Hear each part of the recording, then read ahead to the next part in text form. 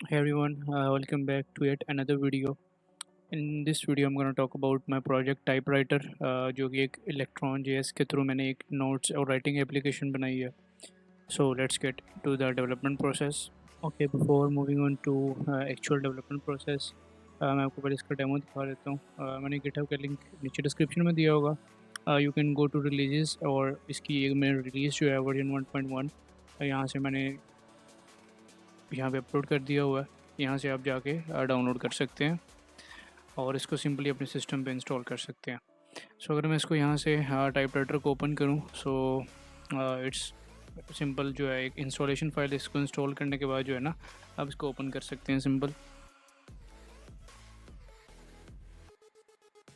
इसको जैसे ओपन करेंगे सिंपली आपके पास एक इस तरह का इंटरफेस आ जाता है जिसके अंदर आप सिंपल एक फ़ाइल मेन्यू है सिंपल सा.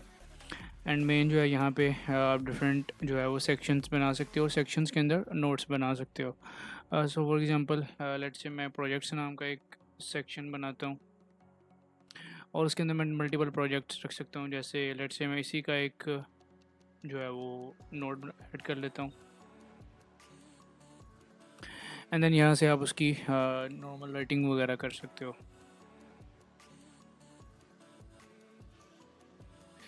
इसके अलावा you can also add headings.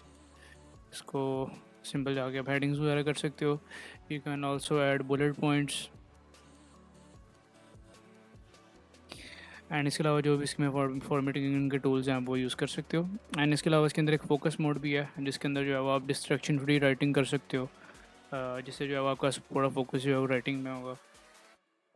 इसके अलावा it also has like different settings जिसके अंदर थोड़ी बहुत थीम्स की कस्टमाइजेशन है जहाँ पे आप जो है वो थीम की सेटिंग्स वगैरह को छेड़ सकते हो.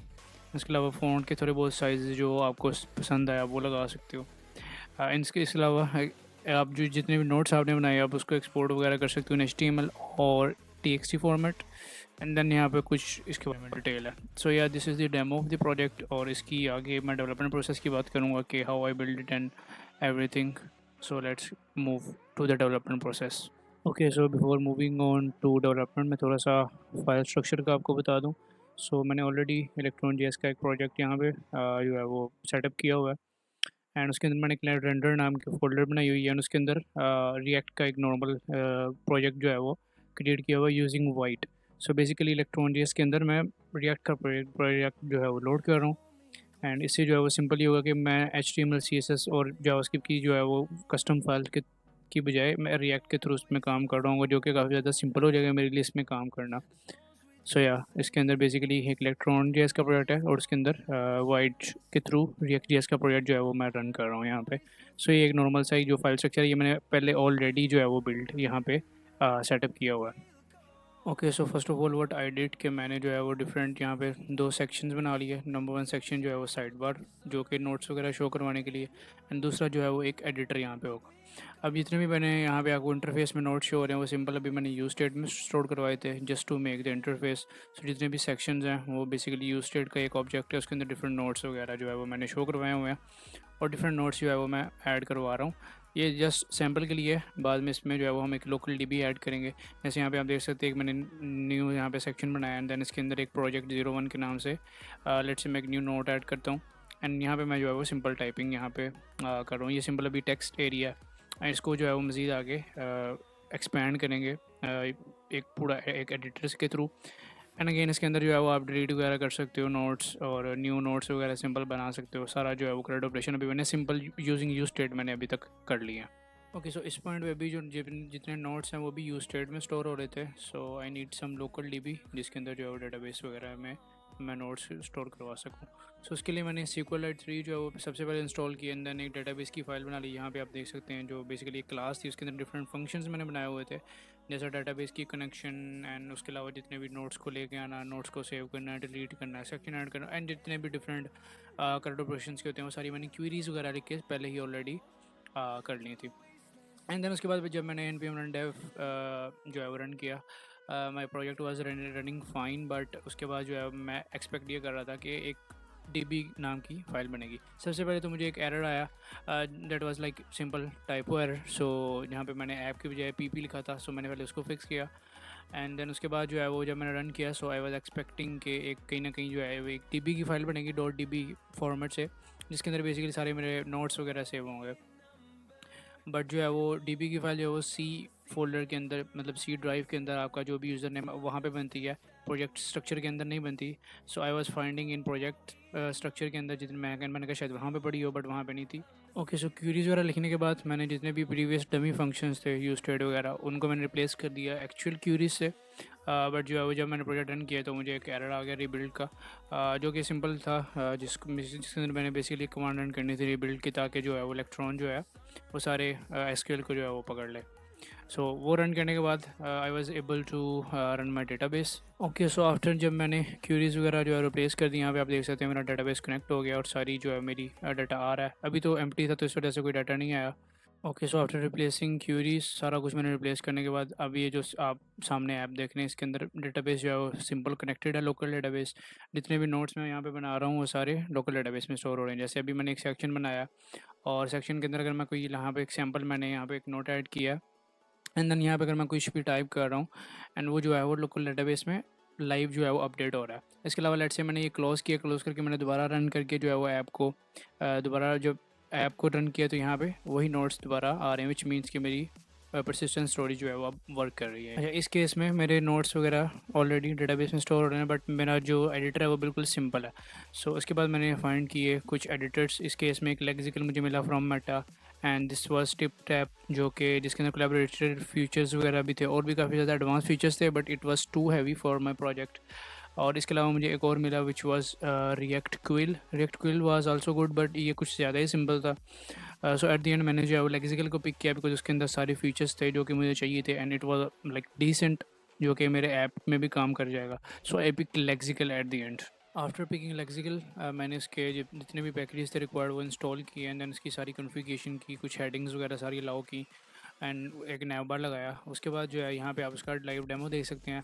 इस केस में हेडिंग के फीचर्स जो है वो अभी तक काम नहीं थे किए और कुछ फीचर्स थे जैसे अभी बुलेट पॉइंट्स ऐड है बट जो बुलेट एक्चुअल है वो वहाँ पे शो नहीं हो रहा। सो इस तरह के काफ़ी ज़्यादा बग्स आ रहे थे जो कि यहाँ पे शो नहीं थे हो रहे, हेडिंग का टैग काम नहीं था कर रहा, ना हाईलाइट काम कर रहा था। सो उसको फिक्स करने के लिए मैंने जो है वो नेक्स्ट कुछ स्टेप्स लिए, जिसके अंदर मैंने कुछ कस्टम CSS वगैरह अप्लाई की। काफ़ी ज़्यादा सर खपाई के बाद फाइनली हेडिंग टैग जो है वो काम कर गया, जिसके अंदर मैंने CSS के कुछ कस्टम जो है वो पिक्सेल्स वगैरह अप्लाई किए थे ताकि हेडिंग शो हो। उसके अलावा इसके अंदर क्रिएट नोड करके एक फंक्शन था जिसमें मैंने कस्टम जो है वो नोड अप्लाई किया, जिसके बाद जो आगे ये फाइनली जो है वो आपको आउटपुट में शो हो रहा है। इसके अलावा जितने भी मेरे डेटाबेस में जो है वो डाटा जा रहा था वो सिंपल टेक्स्ट में ही जा रहा था। नेक्स्ट मैंने उसको फिक्स किया कि डेटाबेस में जितने नोट्स मेरे जा रहे हैं वो विद प्रॉपर फॉर्मेटिंग जाएँ, मतलब HTML फॉर्मेट में जाएँ, ताकि जब मैं उसको रेंडर करूँ वो साथ साथ जो है वो मुझे रेंडर करने के बाद शो हों। ठीक है, इस केस में आप देख सकते हैं कि नोट जो है वो अगर मैं एक नोट बना के दूसरी नोट में जा रहा हूँ तो मेरा वो डाटा जो है वो फॉर्मेट होके नहीं आ रहा। सो नेक्स्ट मैंने उसको फिक्स किया। ओके, सो एडिटर जो है उसके ऊपर काफ़ी ज़्यादा मेरा टाइम लग गया। उसके बाद मैंने यूज़र को ऑप्शन देनी थी कि वो थीम्स वगैरह चेंज कर ले एंड उसके अलावा नोट को इंपोर्ट एक्सपोर्ट कर ले, ताकि अगर उसने कहीं कहीं और नोट सेव करने हैं वो कर ले। उसके लिए मैंने सिंपल एक सेटिंग मॉडल्स के नाम से एक सिंपल मॉडल बना लिया पॉपअप, क्योंकि मैं शेयर सीन यूज़ कर रहा था तो मैंने यहाँ पे डायलॉग उसका यूज़ कर लिया।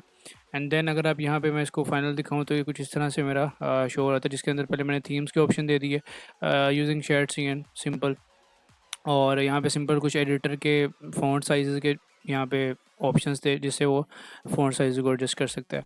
एंड देन मेन यहाँ पे इंपोर्ट एक्सपोर्ट था, जहाँ पे फर्स्ट ऑफ ऑल वो फॉर्मेट सेलेक्ट करेगा एंड देन उसकी बेस पे उसको जो है वो आउटपुट मिल रहा होगा। अब यहाँ पे मैंने सिंपल कंडीशंस ही लगाई थी क्योंकि मेरे पास नोट का एक सिंपल एक टाइटल है एंड देन उसका कंटेंट है, वही मैंने बेस्ड ऑन लाइक अगर टेक्स्ट तो मैंने सिंपल प्लेन वो पेस्ट कर दिया, लेकिन अगर HTML है तो मैं HTML में ही उसको, क्योंकि मेरे पास ऑलरेडी HTML पड़ी हुई है, मैंने सिंपल एक फ़ाइल में बना के उसको सेव करवा दिया। एंड देन बाकी ये तो simple number of like sections और नोट्स हैं, ये भी ईजी था। एंड इस तरह से जो है ये कंप्लीट एक सेटिंग्स का एक मैंने मॉडल क्रिएट कर लिया। इतने सारे ये जितने मैंने फीचर्स ऐड किए, इसके बाद मैंने सोचा कि इतने फीचर्स काफ़ी हैं फॉर वर्जन 1। सो ये बनाने के बाद मैंने इसको बिल्ड करना था फॉर विंडोज़, ताकि कोई भी इसको नेटिवली विंडोज़ के ऊपर इंस्टॉल कर सके। सो इसके लिए I have to build the application, जो कि सबसे लंबा प्रोसेस था इस ओवरऑल प्रोजेक्ट में।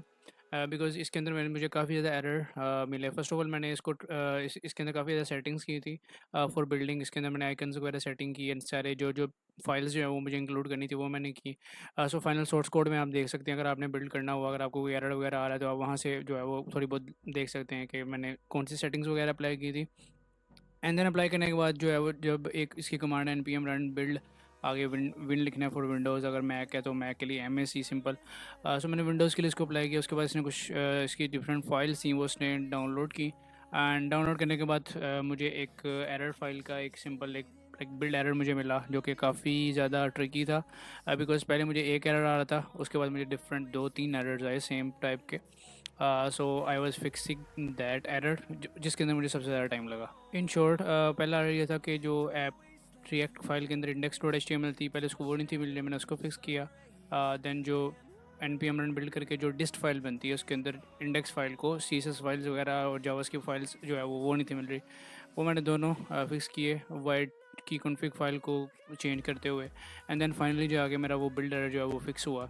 फाइनली काफ़ी ज़्यादा खपने के बाद और सारे एरर्स जो बिल्ड के मेरे एरर्स आ रहे थे उसको फिक्स करने के बाद फाइनली मेरी बिल्ड बन गई। यहाँ पे आप देख सकते हैं एक फ़ाइल exe फाइल, इसको ओपन करके यूज़र सिंपली जैसे नॉर्मल सॉफ्टवेयर इंस्टॉल करते हैं नेक्स्ट नेक्स्ट नेक्स्ट सिंपली वैसे करके इसको अपने सिस्टम पे नेटिवली इंस्टॉल कर सकता है।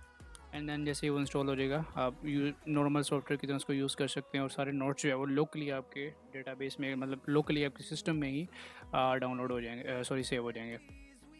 ये करने के बाद सिंपली मैंने क्योंकि गिटहब पे मैंने सारा सोर्स कोड रखा हुआ था तो मैंने वहाँ पे सिंपल इसकी रिलीज़ एक क्रिएट कर ली, ताकि अगर किसी ने भी सॉफ्टवेयर को डाउनलोड करके अपने सिस्टम में इंस्टॉल करना है सो वो यहाँ पे कर ले। सो यहाँ पे मैंने सिंपल जाके वर्जन 1.1 के दे के उसकी बहुत सारी डिस्क्रिप्शन लिख दी।